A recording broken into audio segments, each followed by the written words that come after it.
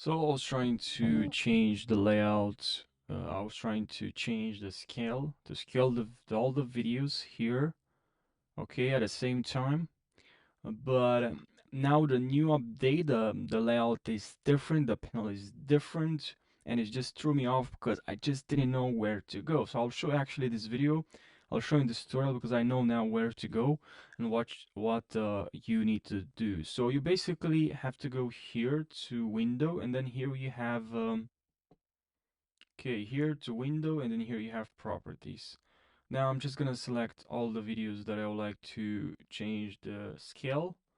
All right, and then I'll just go here to scale, and I can change the scale to all the videos at the same time. What mistake I did is that I actually went here and I looked at effects control, which, you know, doesn't work because if you have multiple videos selected, okay, you're gonna have to go here to properties. I hope you found this short video helpful. Thanks for watching.